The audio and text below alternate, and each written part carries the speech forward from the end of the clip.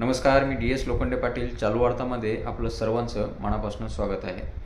महाराष्ट्रामध्ये आता सध्या एक मुद्दा जो ज्वलंत आहे आणि तो अत्यंत गरजेचा आहे, तो म्हणजे शेतकऱ्यांना मदत. महाराष्ट्रामधला शेतकरी कायम कोणत्या ना कोणत्या गोष्टीमुळे संकटात सापडतो. कधी पाऊस जास्त होतो, पावसाळी दुष्काळ, कधी पाऊस कमी होतो, तो वेगळा दुष्काळ, कधी त्याचे जे खत बियाणे आहेत ते मागतात, ते वेगळी पंचायत. कधी कधी सर्व काही ठीक चालतं, सर्व काही पीक तोंडाला आलेलं आहे, त्यावेळेस काहीतरी अवकाळी येतं, ते वेगळं नुकसान. पंचनामे वेळेवरती होत नाहीत. कृषी मंत्री महाराष्ट्राला अजून चांगला लाभलेलं नाही म्हणजे आता चालू ह्याच्यामध्ये. आणि सगळ्यात महत्त्वाचं, जे काही पंचनामे वगैरे वेळेवरती होतात, झाले इकून तिकून, तर त्याचे पैसे वेळेवरती येत नाहीत. अशा अनेक संकटाला बळीराजाला समोर जायला लागतं.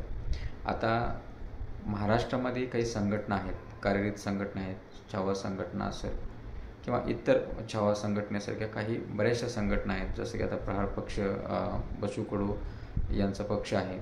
हे शेतकऱ्यासाठी मागणी त्यांची आहे की शेतकऱ्यांना कर्जमुक्ती द्या. शेतकऱ्याच्या काही प्रमुख मागण्या यांनी मांडलेल्या आहेत. त्यावरती हे बोलताना दिसतात, मोर्चे करताना दिसतात, आंदोलन करताना दिसतात.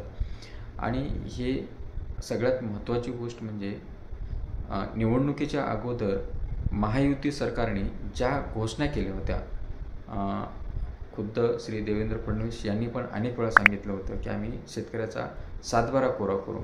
यामध्ये उपमुख्यमंत्री अजित पवारांनी सांगितलं होतं की आम्ही शेतकऱ्यांना कर्जमाफी देऊ. ह्या वल्गना झाल्या, ह्या घोषणा झाल्या, ह्या गोष्टी केल्यानंतर ज्यावेळेस यांचं सरकार आलं, तर त्यावेळेस सरकारला ह्यांनी गेल्या 7 ते 8 महिन्यापासून हुलकावणी देताना दिसत आहेत. कारण शेतकऱ्याचा जो महत्त्वाची गोष्ट आहे कर्जमाफी, त्यावरती अजून ठोस कोणत्याही प्रकारचं निर्णय सरकारने घेतलेला नाही.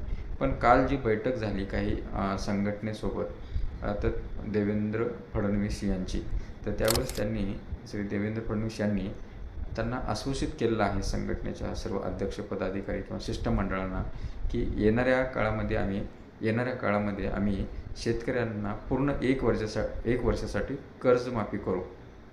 आता तो दिवस कधी येतो हे बघणं पण तेवढंच महत्त्वाचं आणि औचित्याचं ठरणार आहे. त्या अगोदर त्यांनी पुन्हा हे बोललेत मुख्यमंत्री महोदय, हे सर्वात महत्त्वाची गोष्ट आहे.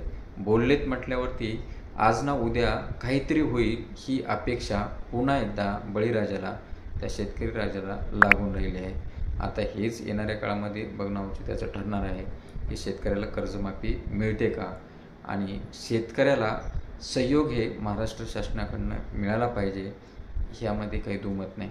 आणि या उपरीत श्री देवेंद्र फडणवीस यांनी पुन्हा एक अजून आश्वासन संघटनेला दिलेलं आहे की महाराष्ट्र सरकार असं काही धोरण राबवू इच्छिते, असं राबवणार आहे की शेतकऱ्यांना पुढं 10 वर्षासाठी शेतकरी सुखी राहिला पाहिजे किंवा शेतकऱ्याला कोणत्याही गोष्टीचा, अडचणीचा सामना करावा लागणार नाही, असंही त्यांचं म्हणणं आहे.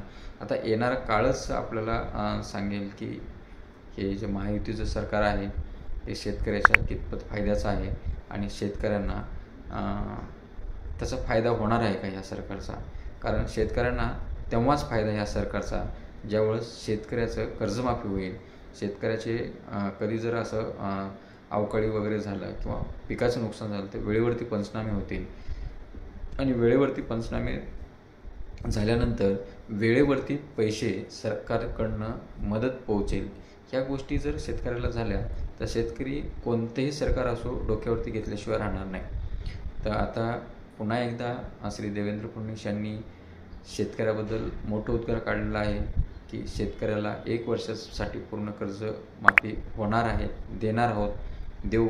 तर त्यामुळे येणाऱ्या काळामध्ये खरोखर शेतकऱ्यांना महाराष्ट्रातल्या कर्जमाफी होईल का, शेतकरी कर्जातून मुक्त होईल का, हे बघणं औचित्याचं ठरणार आहे. यावरती आपलं काय मत आहे, आपणही आपलं मत कमेंट बॉक्समध्ये कमेंट करून कळवू शकता. धन्यवाद.